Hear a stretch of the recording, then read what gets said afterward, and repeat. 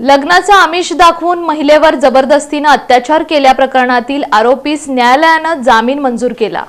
सोलापूर येथील महिलेवर लग्नाचं आमिष दाखवून जबरदस्तीनं अत्याचार केल्याप्रकरणी 16 मे 2025 रोजी तालुका पोलीस ठाण्यात समीर नजीर पठाण याच्या विरुद्ध गुन्हा दाखल करण्यात आला होता।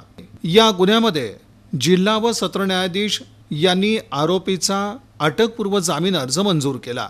यात हकीकत अशी की फिर्यादी सदर महिला तिच्या पतीपासून अलिप्त राहत असून आरोपी हा फिर्यादीचा एकटेपणाचा गैरफायदा उचलून आणि तिला लग्नाचं आमिष दाखवून तिच्यावर वेळोवेळी जबरदस्तीनं त्यानं अत्याचार केले आणि शरीर संबंध ठेवले।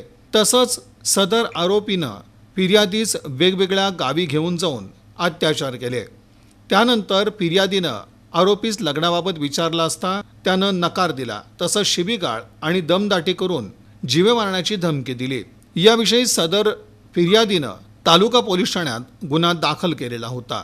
या प्रकरणात आरोपीकडून ॲडव्होकेट SD होसमनी यांनी युक्तिवाद मांडला। आरोपींच्या वकिलांचा युक्तिवाद ग्राह्य धरून आरोपीस अटकपूर्व जामीन मंजूर करण्यात आला। या प्रकरणात आरोपीतर्फे advocate DM Hosmani, advocate Santosh D Hosmani, advocate JM Mendhke, advocate Santosh Chavan, advocate Yogesh Ohol यांनी काम पाहिलं, तर सरकार पक्षातर्फे ॲडव्होकेट कविता बागल यांनी काम पाहिलं।